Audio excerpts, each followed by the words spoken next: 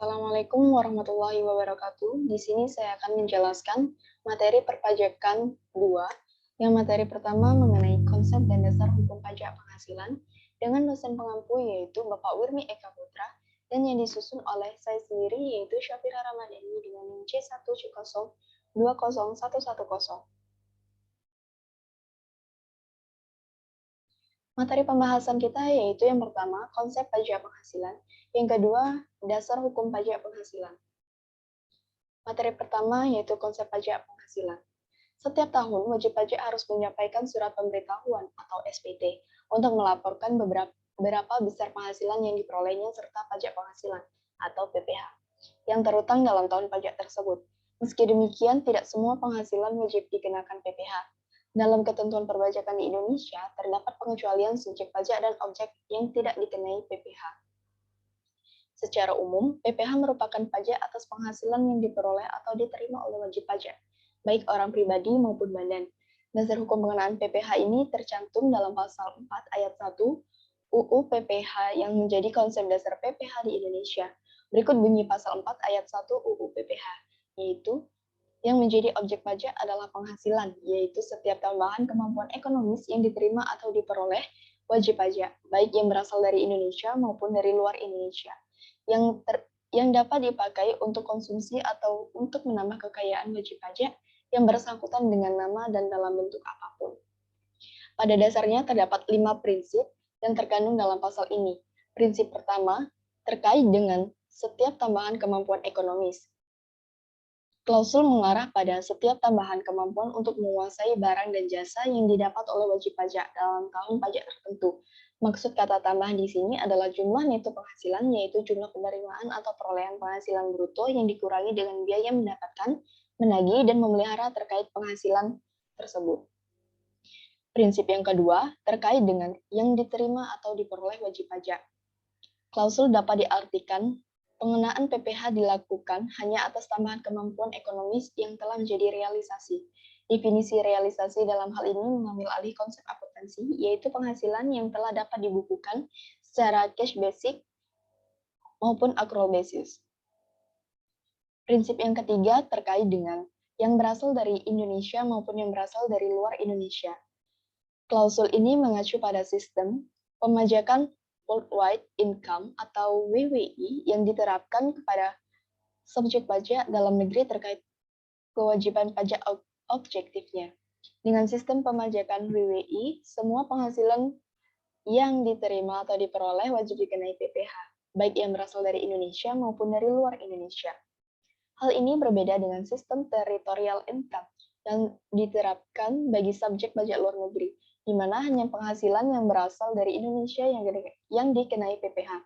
Kewajiban pajak objektif subjektif pajak luar negeri diatur dalam pasal 26 UU PPh. Prinsip yang keempat terkait dengan yang dipakai untuk konsumsi maupun yang dipakai untuk membeli tambahan harta. Cara menghitung untuk mengukur besar penghasilan yang dikenakan pajak. Prinsip yang kelima terkait dengan nama dan dalam bentuk apapun, yang merupakan penerapan prinsip the substance over from principle, yang artinya substansi atau hakikat ekonomis dari suatu penghasilan lebih diutamakan daripada bentuk formal dari penghasilan tersebut. Materi yang kedua yaitu dasar hukum pajak penghasilan. Pengertian pajak penghasilan. Pajak yang pertama yaitu pajak penghasilan PP pasal 21. PPh pasal 21 merupakan pajak yang diatur oleh pemerintah kepada setiap karyawan atau buruh yang diperoleh penghasilan dari pekerjaan yang dilakukannya. Pajak penghasilan ini diatur dalam pasal 21 tentang perpajakan penghasilan.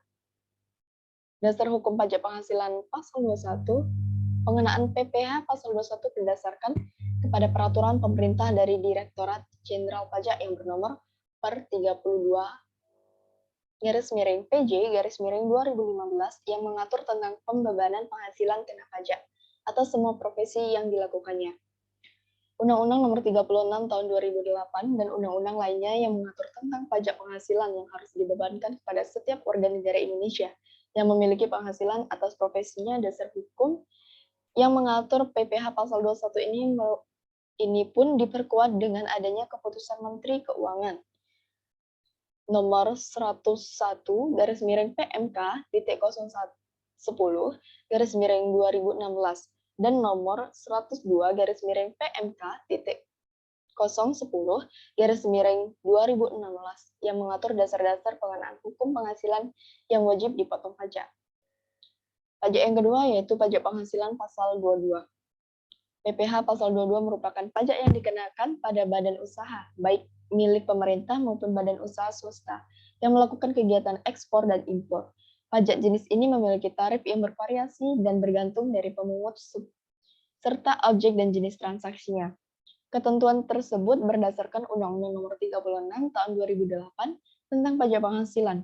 PPh pasal 22 ini merupakan bentuk pemungutan yang dilakukan satu pihak terhadap wajib pajak dan diberikan dengan kegiatan perdagangan barang.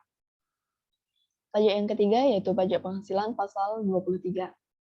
Pajak penghasilan pasal 23 adalah pajak yang dikenakan pada penghasilan atas modal, penyerahan jasa atau hadiah, dan penghargaan, selain yang telah dipotong PPh pasal 21.